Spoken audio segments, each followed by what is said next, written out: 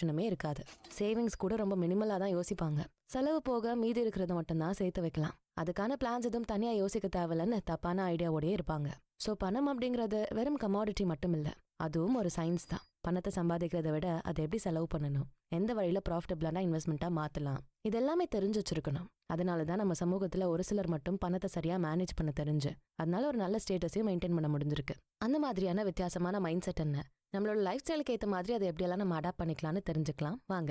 பணத்தை பத்தின மென்டாலிட்டி தான் உங்களை பணக்காரரா பணம் இல்லாத ஒருத்தரா மாத்தும். அந்த மாதிரியான மென்டாலிட்டியில இருக்கவங்களோட திங்கிங் பேட்டர்ன் மற்றவங்கள விட கொஞ்சம் டிஃப்ரெண்டாவே இருக்கும். அவங்க யோசிக்கிற விதம், ஒரு சுச்சுவேஷனை ஹேண்டில் பண்ற விதம், நெருக்கடியான நேரத்துல முடிவெடுக்கிற திறன் எல்லாமே வித்தியாசமா யூனிக்கானதா இருக்கும். அந்த மாதிரியான சில யூனிக்கான விஷயங்களை உங்களுக்கு தெரியப்படுத்துறதுக்கு தான் இந்த பதிவை நாங்க கொடுத்துருக்கோம்.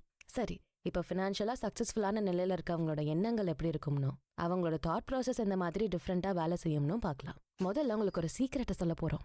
ஆமாங்க, the secret to be wealthy. The secret of wealth, the power of income. வருமானத்துக்கான பேசிக் லா என்ன? வருமானம் இல்ல சம்பளம் மட்டுமே உங்களோட பினான்சியல் ஸ்டேட்டஸை சேஞ்ச் பண்ண முடியுமா? முதல்ல வருமானம்னா என்ன? உங்களோட வேல்யூ எவ்வளவு அதிகமா இருக்கோ அதுக்கு ப்ரொபோஷனா உங்க சேலரியும் அதிகமா இருக்கணும். இருக்கா இல்லையாங்கிறது இங்க ஒரு பெரிய கேள்விக்குறிதான். மார்க்கெட் நிலவரப்படி நீங்க எவ்வளவு அதிகமான நாலேஜ் டெலிவர் பண்றீங்களோ அந்த அளவுக்கு அதிகமா சம்பாதிக்கிற ஒருத்தரா இருக்கணும். ஆனா இங்க பொதுவா யாருக்குமே இந்த ஒரு சீக்ரெட் புரியாது. வெறும் நேரத்தை மட்டுமே வச்சு அவங்க சம்பளத்தை டிசைட் பண்றாங்க. நான் 8 மணி நேரம் வேலை செய்யறேன், நான் 2 மணி நேரம் மட்டும்தான் வேலை பாக்குறேன், சோ அதுக்கான சம்பளத்தை மட்டும்தான் நான் கேட்கலாம். இப்படி ஒரு தப்பான கண்ணோட்டத்தோட இருக்கிறதால தான் அவங்க பினான்சியலா கஷ்டப்படுற ஒருத்தராவே இருக்காங்க. ஓவர் டைம் வேலை பார்த்தா இன்னும் அதிகமா சம்பளம் வாங்கலாம்னு நினைக்கிறாங்க. ஆனா அது உண்மை இல்ல. உங்க நாலேஜை வேல்யூஸை எவ்வளவு அதிகப்படுத்துறீங்களோ அதை வச்சுதான் உங்களோட சேலரியை டிசைட் பண்ண முடியும். இல்ல உங்களோட earning capacityயும் அந்த அளவுக்கு தான் இருக்கும். In After Effects project, you'll find several full ஒரு பெரிய ஷாப்போட ஓனர் ஆகட்டும், You can use பொருட்களை தான் விற்பனை பண்றாங்க. ஆனா சேல்ஸ் பர்சன் வெறும் டைம் அடிப்படையில வேலை செய்யறாங்க.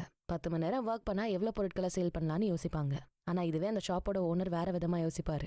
எந்த அளவுக்கு பெரிய டீல சீக்கிரம் க்ளோஸ் பண்ண முடியுதோ அந்த அளவுக்கு ப்ராஃபிட்டபிளான சேல்ஸை பண்ணலாம்னு யோசிப்பாங்க.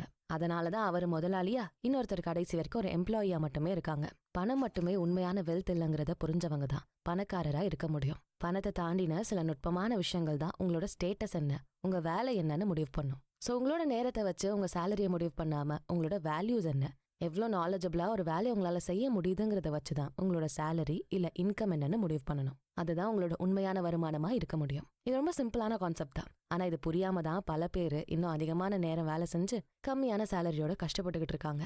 அடுத்து ஸ்டெப் இன்டு சக்சஸ். நம்ம லைஃப்ல ரீடிங் ஹேபிட்டை எது வரைக்கும் ஃபாலோ பண்றோம்? ஸ்கூலு இல்லைன்னா காலேஜ் இல்ல ஒரு இன்டர்வியூ ப்ரிப்பேர் பண்ற வரைக்கும் மட்டும்தான் படிக்கிற பழக்கமே இருக்கு. அதுக்கப்புறம் நியூஸ் பேப்பரை படிக்கிற அளவுக்கு கூட பொறுமை இருக்கிறது இல்ல. ஆனா ஒரு ஃபேமஸான கோட் ஒன்னு இங்க ஞாபகப்படுத்த ஆசைப்படுறோம். The more you learn, the more you earn.